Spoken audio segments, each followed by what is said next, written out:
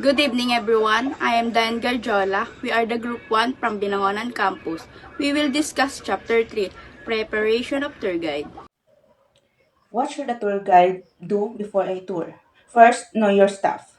As a tour guide, you must thoroughly understand the destination. Whether you have a script or more freedom, it is crucial to research and be prepared to answer questions from guests confidently. Second, craft personal stories. Share personal experience and local insights to create a more engaging and authentic connection with your guests.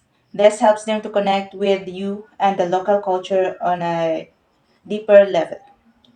Third, have games in your back pocket.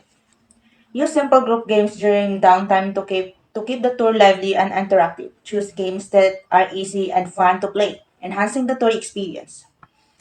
And lastly, keep a list of conversation starters. Engaging with your guests can elevate the tour experience. Prepare conversation starters to encourage interaction and get to know your guests better. Give a detailed tour briefings. Before starting the tour, ensure your guests are prepared by providing a thorough briefing. Review the itinerary, highlights key points, and inform them of any changes. Number one, do a run through of the route. To perform a rehearsal or the planned path or sequence of events that will be followed during the actual tour or event. So it means practice the planned path or sequence of events for the tour. This helps ensure smooth navigation and timing. Number two, go over rules and guidelines. It is important to go over the rules and guidelines with a group to ensure safety, respect, and an enjoyable experience for everyone. So, ibig sabihin, explain the necessary rules and safety guideline to ensure everyone's safety and enjoyment. This includes how to communicate, stay together, and respect local customs. Number three, leave room for questions. It's important to leave room for questions during the tour briefing to ensure that everyone understands the information and feels comfortable. So, allow time for the guests to ask questions during the briefing. This helps clarify any doubts and makes guests move comfortable.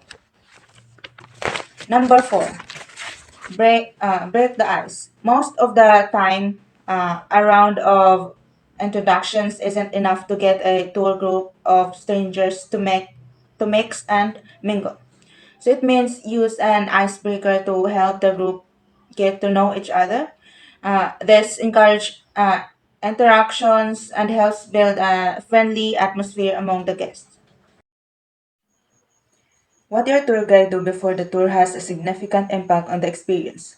By putting on the work ahead of the time and ensuring everyone in the group knows what to expect, you can start the tour off right. Preparation is crucial for tour guides as it directly influences the tour experience. By planning ahead and briefing the group about what to expect, guides set a positive tone for the tour. After meeting members of a tour on arrival, guides perform the following introduction. It includes a tour guide's full name, tour operator's name, business address, and other supporting information. So, ibig sabihin, upon meeting the tour group, guides introduce themselves with their full name, the tour operator's name, and other relevant details, establishing credibility and providing important information to the group. Here you find some examples of welcoming. First, welcome. Hello, everyone. Dear guests. Hi, everybody. And next, what skills make a tour guide with five-star quality? Not just anyone can be a good tour guide. As both the front line and backbone of the operation, your tour guide are responsible for making the guest experience memorable, entertaining, informative, and seamless. The job is much more than reading facts and sheets. So, a tour guide with five-star quality excels at making the guest experience unforgettable by being knowledgeable, engaging, and organized. They go beyond reciting facts, offering entertaining and informative commentary, ensuring a seamless journey for every tourist. The ability to create memorable experience elevates the overall quality of the tour, leaving guests satisfied and eager to return or recommend the service to others. Here are the 10 qualities of an effective tour guide. Number 1, powerful communicator. Communication is one of the most important skills of a tour guide. Guests rely on tour guides to provide direction, share facts and information, and keep them entertained throughout the tour. Number 2, memory like an elephant. Tour guides become master at memorizing scripts and delivering performance that come across as natural rather than rehearsed. Number 3, storytelling chops. Delivery is everything regarding tour guiding, but an exceptional tour guide can add some zest, make it their own, and take guests on a journey through storytelling. Number 4, a good sense of humor. No one wants to stand or sit through a dry boring. Humor lets history lesson they zone out, get bored, and worse. Turn to their phone for amusement. Number 5, charismatic and genuine. It's one thing to make guests laugh and another laugh with them. Number 6, quick-witted and flexible. A tour guide isn't up on stage delivering lines to a passive audience. Number 7, sensitive to guest diversity. Tour guides encounter guests from all walks of life, who come with their cultural expectations, social norms, and special needs.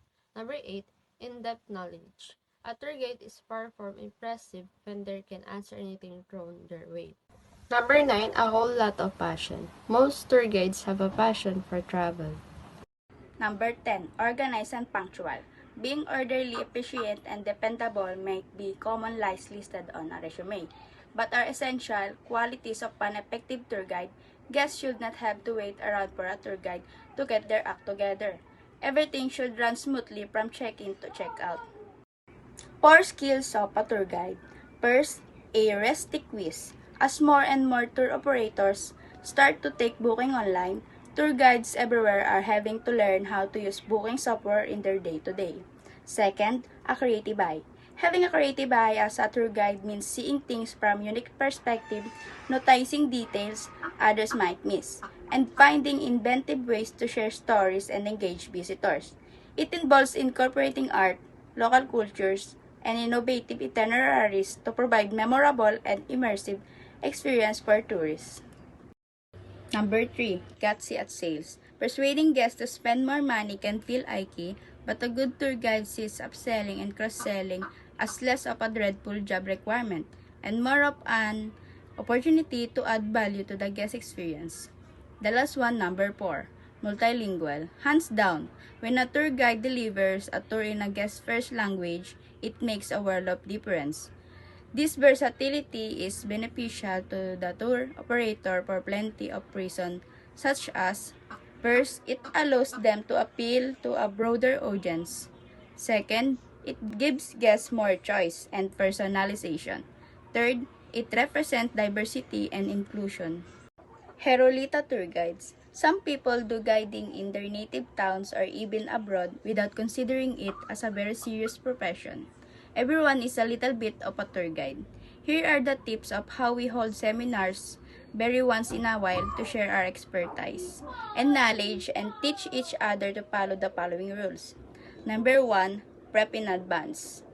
Most tour guides specialize in a certain geographical area and usually know it very well. Contact your client beforehand to get a sense of expectation. It's always a great idea to get in touch with a client in advance. Since a reminder email people like when they are taken care of a day or a few days in advance. I found it generally good practice. If you send a reminder email confirming the meeting time and place. Wash your car before you meet. Write it the details that make all the different policy. Your shoes, clean your car, dress appropriately, and don't overdo it with accessories. Don't be late to pick them up. First expressions are everything worse. Starting with a client to be late to pick them up with an information and entertaining tour guide. I should shouldn't have to share this when it but be both informative and entertaining. Do not exaggerate with testing the knowledge of a client. Many tour I like to address their client with question. Don't go overboard with the joke. Good nature and honor is great, but I suggest your guide not to tell more than one joke per hour. Let your clients ask questions when you're sharing a story with your clients. Kailangan mo silang i-encourage na magtanong ng questions. This makes the experience interactive and it keeps them engaged. Number 10, tour guide shouldn't stand in one place too long. Instead na magstay in ka in one place or one spot at magsalita, try nyo din mag-move around para mapanatili yung dynamic and pagiging interesting. Nakakatulong to maintain your tourist attention. Number 11, summarize. Even though you know a lot about the topic of a historical man or tungkol sa food or religion, you need to give a brief summary. Nakakatulong to sa mga tourist para mas mapadali nila maalala yung mga main points. Number 13, show the client that you love what you do. Demonstrate your passion for being a tour guide. Choose a topic you particularly enjoy and share your enthusiasm with your client. This makes the tour more enjoyable for everyone. Number 14, the last tips. Make sure to plan for restroom and coffee or tea breaks during the tour. Be polite and maintain a respectful distance from your guests. Avoid discussing political topics to prevent any conflicts. Share personal experiences and stories to make the tour more relatable. Always smile to create a friendly and welcoming atmosphere. Next, here are the 7 ways to be an exceptional tour guide. Number 1. Figure out what tours work best for you. Identify the types of tours that suit your interest and expertise. These could be historical tours, food tours, nature hikes, etc. Choose the ones where you can provide the best experience and feel most comfortable. Number 2. Tell a great story.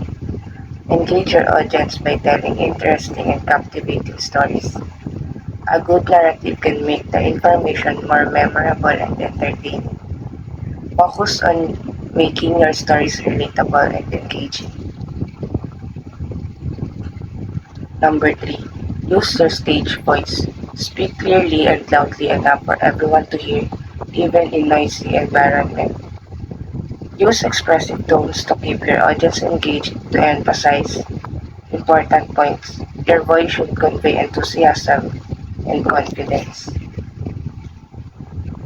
Number 4, break the ice, get people talking. Start the tour with activities or questions that encourage your guests to talk and interact with each other.